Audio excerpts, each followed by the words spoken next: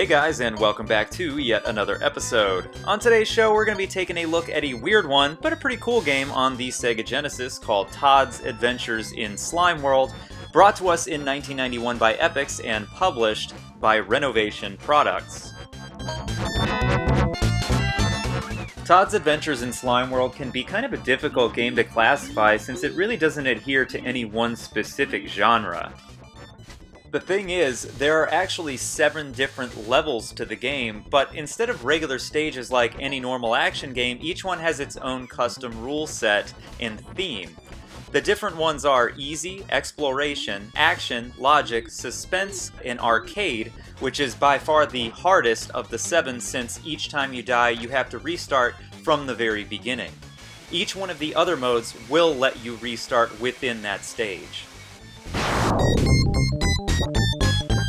So, what that means is the whole point of the game, or the goal at the end of each level, is entirely dependent on what you choose at the very beginning.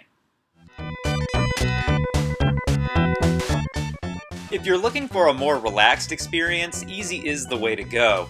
If you're more into the puzzle solving and thinking side of things, there's Exploration mode with its huge map, or Logic mode where you have to really consider your options and get creative. Suspense mode will have you harvesting mushrooms before the planet explodes, complete with a timer, and the combat and action game types are exactly what you would expect. Lots of monsters and lots of shooting. I think it's really cool how the game varies itself up in its playstyles, even though the scenery always stays the same.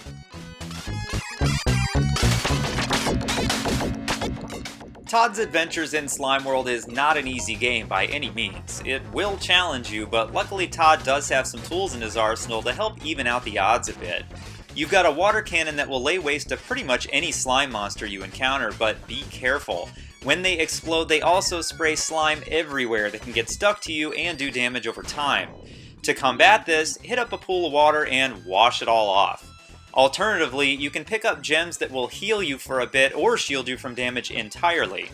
You can also upgrade your gun to fire wider shots and pick up several items along the way that'll make your life much easier in Slime World. My recommendation is to always make sure you have a slime shield in your inventory at all times. Every now and then, it's best to just throw one on and make a mad dash for the next room.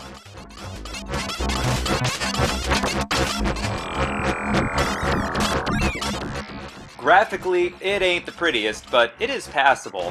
Being that the game takes place in Slime World, the whole thing is green. The enemy sprites are large and do look good, and the animation is pretty solid when the game clips along at a decent pace. There's some pretty wicked slowdown though when the shit hits the fan, but it's manageable and at times it can actually help you get out of sticky situations, kinda like Gradius on the NES.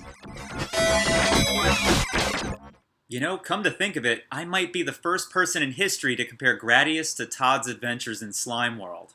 I'll take it. The sound is pretty good. I dig the sound effects themselves, and some of the music is downright awesome. Other bits of it definitely aren't though, and it's certainly a mixed bag on the music. Each stage has its own theme, so if there's one you really don't like, it's kind of a bummer since it prevents you from wanting to play those levels as much.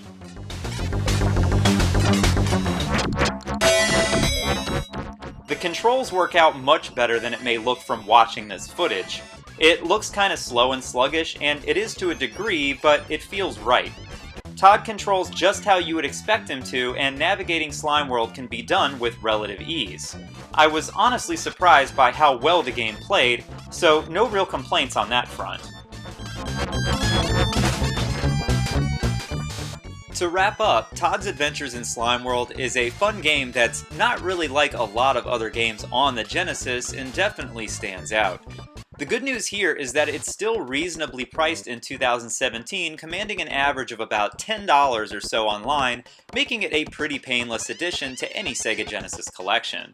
I would definitely recommend it if you like puzzle or action-centric games with a lot of exploration. It'll definitely keep you playing for hours at a time. Oh yeah, and I can't forget to mention as well that most all of the modes are also 2 players, be it cooperatively or competitive, and it's super fun. So yeah, it may not look that great aesthetically, but it's still an awesome game that's challenging, has fun multiplayer, and is absolutely worth picking up. As always, guys, I'd like to thank you all for watching, subscribing, and of course commenting. And until next time, stay classic.